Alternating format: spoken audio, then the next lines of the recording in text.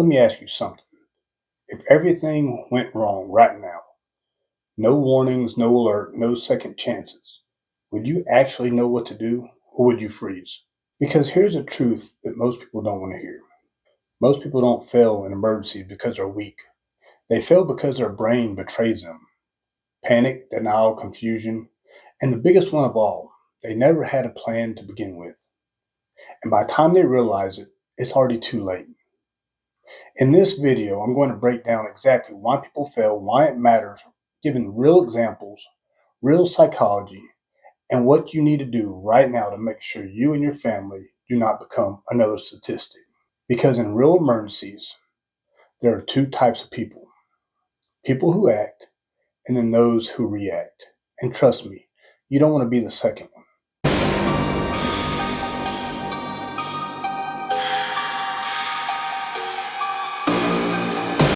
Welcome back to the channel, guys. I'm Kelly, and you're watching Patriot Prepper. This is Prepper Academy, where we take you from zero to someone your family can actually depend on when things go bad. Let's start with something most people never think about. Your gear does not fail you first. Your brain does. When an emergency hits, your body doesn't respond with logic. It responds with survival instincts.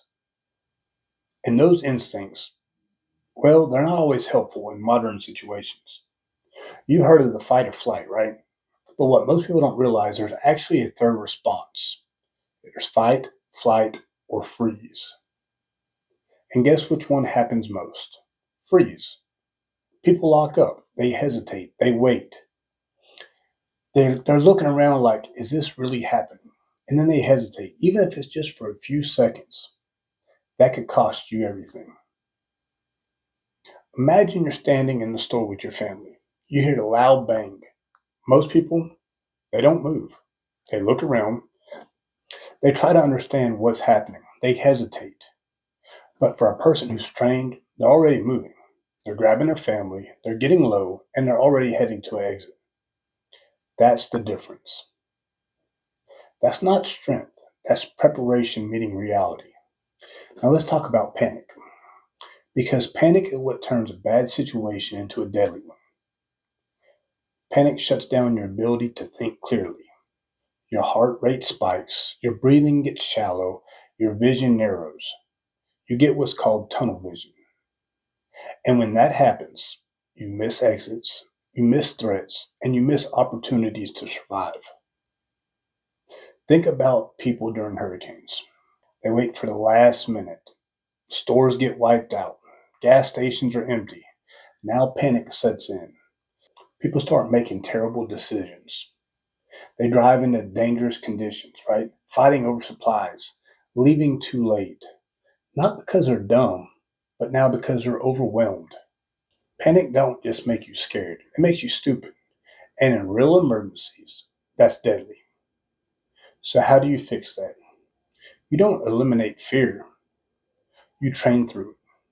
You visualize scenarios. You walk through what if situations in your head. You ask yourself, if something happened right now, what would I do? Because when your brain has seen it before, it doesn't panic as hard. Now let's talk about something even more dangerous than panic, and that's denial. This is where people convince themselves that this isn't real, or this won't affect me, that I'll be fine. That's called normalcy bias, and it kills people every single year. Storms coming? Oh, I've ridden out several storms before. Civil unrest? Oh, that don't happen here. Power grid issues? Oh, it will get fixed quickly. And then suddenly, they're trapped. They're unprepared. And now they must be reactive compared to proactive. See, denial is comfortable, but comfort will get you killed in the wrong situation. There are people who stayed in homes during disasters because they believed that it wouldn't get that bad. And by the time they realized that they was wrong, escape was no longer an option. You have to train yourself to accept reality faster than everyone else. That means paying attention, taking threats seriously, and acting early. Because early action is always safer than a late reaction. Now we get to the biggest one. The reason most people fail is because they never had a plan, not a real one anyway. Most people think that I'll figure it out when it happens. No, no, you won't. Because when everything is falling apart, that is the worst time to start thinking. Let's say something happens and you need to leave your home right now. Ask yourself honestly, where are you going? How will you get there? What are you taking? And does your family know the plan? If you hesitated, you just proved a point. If you don't have a plan, you're not prepared. You're just hopeful. And hope is not a strategy. You need a communication plan, a meeting point, basic emergency kit, a simple, clear decision process. Nothing complicated, just something that works under stress. Now let's bring this all together. What does failure actually look like?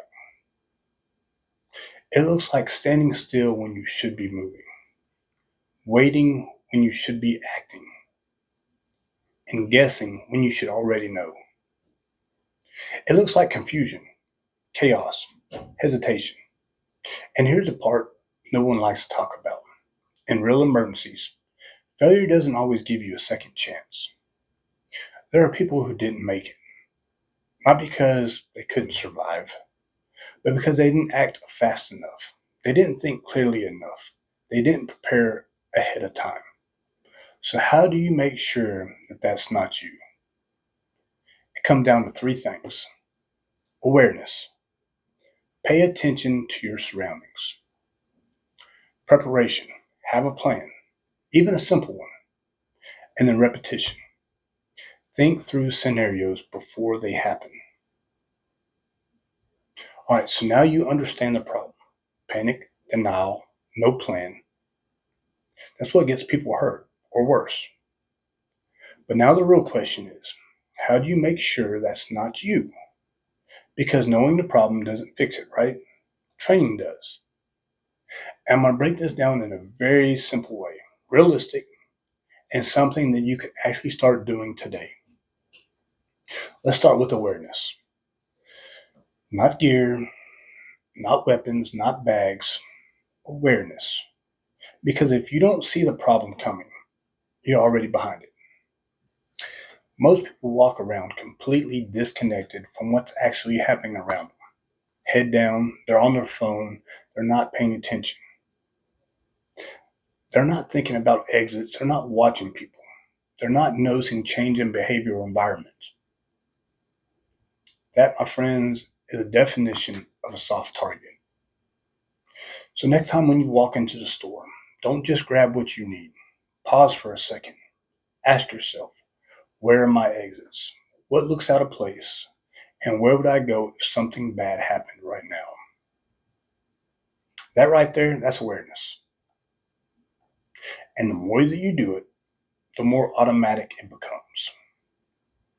You don't need to live scared, but you do need to live aware. Start small.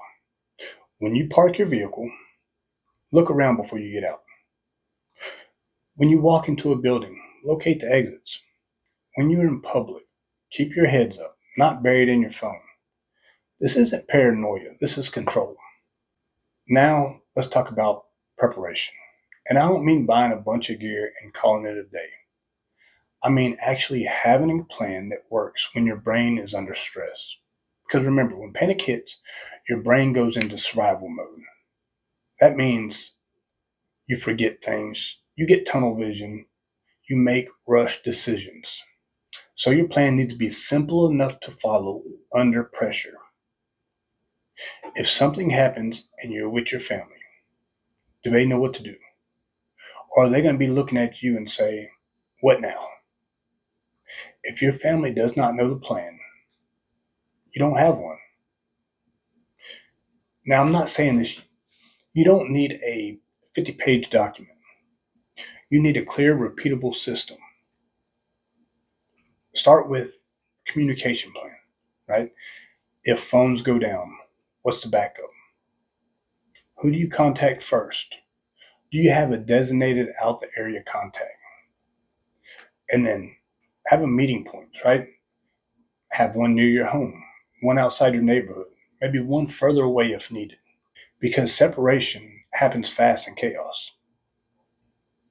The next step, immediate action plan. If something happens in public, what's your move? If something happens at night, what's your move? Don't guess. Decide now. The next step, basic gear. Just keep it realistic. Flashlight, some medical, maybe water, communication, and personal defense. Nothing crazy, just what you need to solve immediate problems. A simple plan you remember is better than a complex plan that you forget. All right, now for the most part, people skip. And this is the most important one, repetition.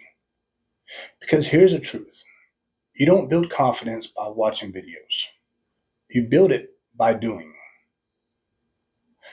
Let's say you're sitting in your living room. Instead of watching TV, run scenarios through your head. What if I heard glass break right now? Right? What would you do? Where would you move to? What would you grab? Where does your family go? Then run another one. What if the power goes out tonight? Or what if I'm stuck 50 miles away from home? What if something happens while I'm at a gas station? That is repetition. It builds neutral pathways in your brain so that when something actually does happen, it doesn't feel brand new. It feels familiar. Because you don't rise to the occasion, you fall to the level of your training. That's very important. You do not rise to the occasion, you fall to the level of your training. I want you to start doing this. Walk through your house at night with no lights. Practice getting your family to a meeting point. Time how fast you can grab your essentials. Mentally rehearse situations during your day. Yeah, I know, it might feel a little weird at first, but you know what's worse? Trying to figure it out for the first time when shit gets real. Remember, you do not rise to the occasion in emergency. You fall to the level of your preparedness. So the question is, what level are you at right now? If this video made you think, good, that's the point.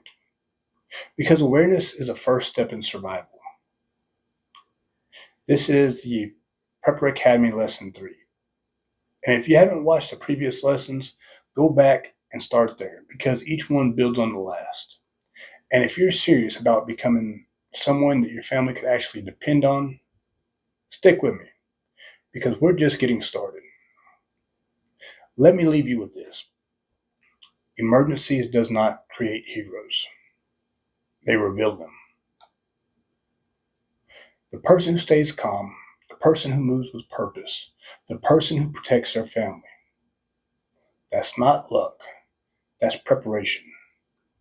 And the good news, that could be you. Not by chance, but by choice. So start today. Don't just watch this channel. Train with it. Think through scenarios. Build your plan. Start paying attention. Because every small step you take right now is one less mistake you can make later. Thank y'all for watching. Remember, those who prepare today survive tomorrow.